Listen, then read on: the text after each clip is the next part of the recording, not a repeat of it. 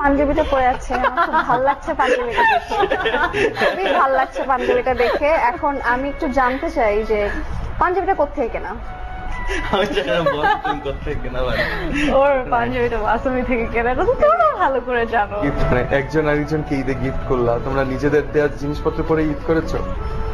ও তো ঈদ করছে এন্ড আমি ফাইনালি হ্যাপি যে ও আমার পাঞ্জাবি পরে ঈদ করছে।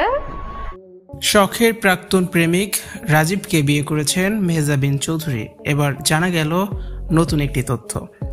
ভিউয়ার্স, পুরো ভিডিওটি দেখে অবশ্যই আপনার মতামতটি জানিয়ে দিন। হাজবেন্ড হিসেবে কি ক্যামেরার সামনের মানুষ পছন্দ করো না পেছনের মানুষ?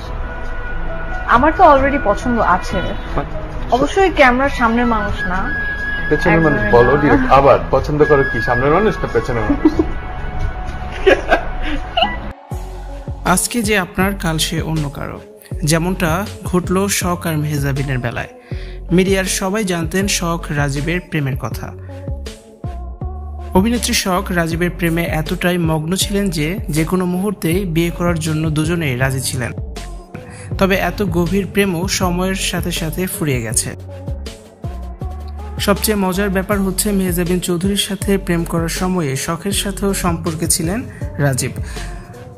বিয়ের দিন মেহজাবিন চৌধুরী জানান 2012 সালে রাজীবকে প্রথমবার তিনি দেখেন এবং প্রথম দেখাতেই রাজীবের প্রেমে পড়ে যান। কিন্তু 2013 সালের শেষের দিকে প্রেমিকা শখকে নিয়ে একটি ইন্টারভিউতে ভালোবাসার সত্যতা স্বীকার করেছিলেন রাজীব শখ দুজনেই। সে সময় রাজীবের ধ্যানে জ্ঞানে মেহজাবিন না, শুধুই ছিল শখ আর শখ। ঈদে রাজীবকে বাসাবি থেকে পাঞ্জাবি উপহার দিয়েছিলেন শখ, আর সেই পাঞ্জাবি পরে ঈদ করেছিল রাজীব। শুধু তাই নয়, রাজীবকে নিয়ে প্রায়ই শপিং করতে যেতেন শখ। দুজনে লং ড্রাইভে ঘুরতেন। ভালোবাসা, ভালো লাগার সব কথাই সে অনুষ্ঠানে জানিয়েছিলেন দুজনেই।